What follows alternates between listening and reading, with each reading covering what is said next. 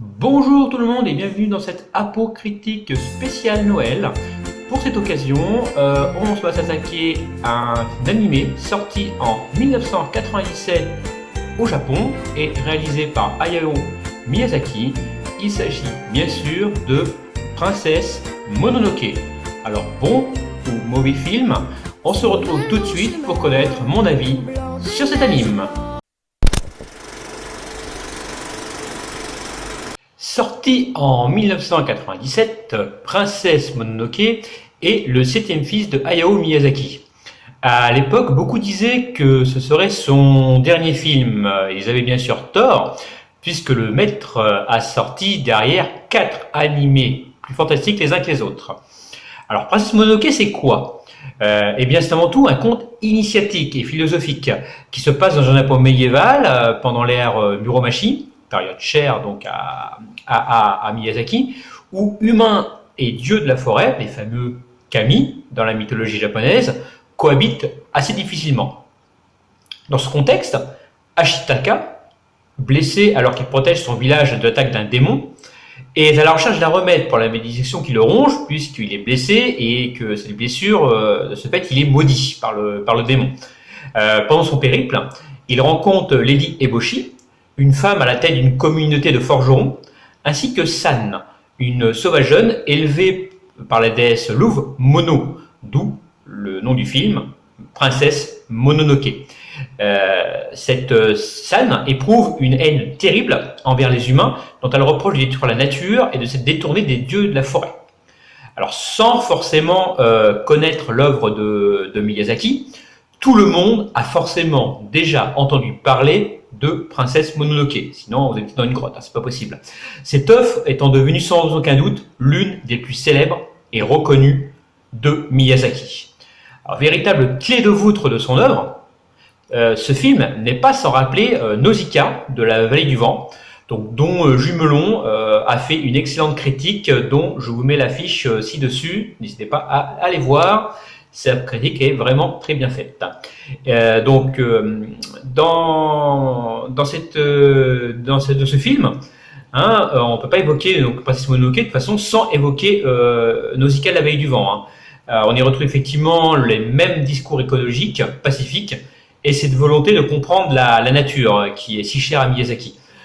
Mais attention, bien qu'attaché à ces thèmes, Miyazaki n'est pas un militant Greenpeace ni écologique. Il jamais il ne prend parti pour un des deux camps dans le film. Il ne fait en fait que poser objectivement les arguments des deux camps, donc celui de San et des dieux de la forêt, qui préconisent de ne pas toucher à la nature et de la préserver, et ceux des humains, qui eux ont besoin des ressources de la forêt pour survivre, laissant donc le spectateur se faire sa propre opinion. Et c'est là qu'on peut admirer l'œuvre du maître, c'est que jamais dans le film il ne prend parti pour un camp ou l'autre. Et ça, franchement, je trouve ça génial. Princesse Mononoke donc, nous projette également dans un monde fantastique qui a tout d'un Japon médiéval, où Miyazaki associe chevalerie et mysticisme, comme dans un conte légendaire japonais. À noter que le film est un des rares où Miyazaki introduit un héros masculin. D'habitude, c'est toujours des héroïnes qu'il y a dans ces animés. Et bien là, c'est un héros masculin. De plus, de par son caractère historique, aucun objet volant n'apparaît dans le film. Donc en fait, les personnages du film sont comme ancrés sur cette terre de mort et de cauchemar. Et il faut savoir effectivement que Princesse Mononoke est le dessin animé le plus dur et le plus sombre et le plus violent que Miyazaki n'a jamais sorti. Il évoque de manière étonnamment réaliste la blessure et la mort. Car non, Mononoke c'est pas un dessin animé pour enfants, c'est un anime violent, sombre et je pense assez difficile à comprendre au sens profond pour un jeune enfant. Je le déconseille personnellement aux enfants de moins de 10 ans. Je pense qu'il faut au moins avoir 10 ans pour le comprendre et puis surtout comme pour les scènes assez violentes pour pas le perturber trop l'enfant. Ce film dégage cependant une certaine magie, parce que ça nous fait vraiment voyager dans de superbes décors, le tout sur une musique fantastique. Alors, putain, la musique. Alors là, que dire sur la musique? Et ben, pour moi, c'est un personnage à part entière du film. Hein. Elle a été composée par Joe Hisaishi, compositeur fétiche de Miyazaki. Elle nous transporte littéralement dans ce monde de rêve et, vous l'aurez compris, de cauchemar. Alors, s'il faut retenir deux choses à Princesse Mononoke, pour moi, c'est comme si c'était, il faut le prendre en fait comme les deux faces d'une pièce, hein, les deux côtés d'une pièce. Côté face, on a Ashikata, donc dans son voyage initiatique, hein, qui va découvrir peu à peu les grandes phases de la nature, mais aussi celui qui régissent l'humanité.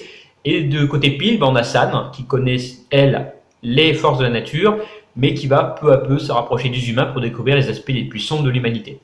Bref, Princesse Mononoke incarne pour moi un aboutissement dans la représentation des thématiques chères à Miyazaki, qui fit ici preuve d'une très grande beauté, aussi poétique que brutale. C'est pour moi un des films les plus aboutis de Miyazaki. Là, il touche franchement au chef-d'œuvre. Hein. On regarde ce dessin animé, mais on oublie presque que c'est un dessin animé. C'est vraiment pas prendre au jeu. Hein. Et ce film a vraiment le spectateur à faire preuve d'humilité. On sort pas de ce film sans être touché, sans se poser des questions. Hein. Ou alors c'est que vous avez pas de cœur. Hein. Je sais pas. Franchement, il s'agit donc d'une Princesse Mononoke. C'est une grande épopée, pleine de fougue et de vie. Pour moi, c'est le sommet de l'animation et de l'art en général. Hein. Comme je l'ai dit, en le regardant, on oublie tout simplement qu'on regarde des dessins animés. Alors, sur niveau note, sur Captain Watch, notre partenaire, il obtient la note de 8,3 sur 10, donc pas mal. Et sur Metacritic, donc la référence mondiale des critiques, il explose les compteurs avec un score de 76 sur 100.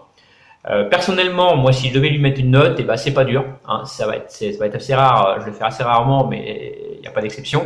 Et ben, je lui mets tout simplement, bêtement, 10 sur 10. Parce que pour moi, ce film est un chef-d'œuvre. Peut-être un petit peu long, et encore, non, parce qu'il dit tout. Il n'arrive pas de longueur tellement. Voilà. Donc, pour moi, il est parfait. 10 sur 10.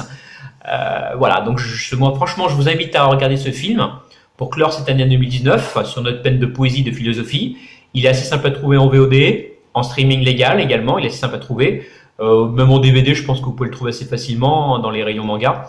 Voilà, j'en ai donc fini avec ces critiques. Comme d'habitude, n'oubliez pas de vous abonner, de cliquer sur la cloche de notification pour avoir toutes les vidéos, de me dire ce que vous pensez de cette critique en commentant. C'est très très important, comme je l'ai expliqué dans mes précédents vlogs.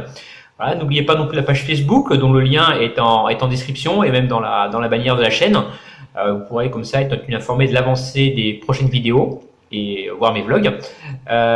Donc je vous souhaite un excellent Noël et à la prochaine. Ho ho ho.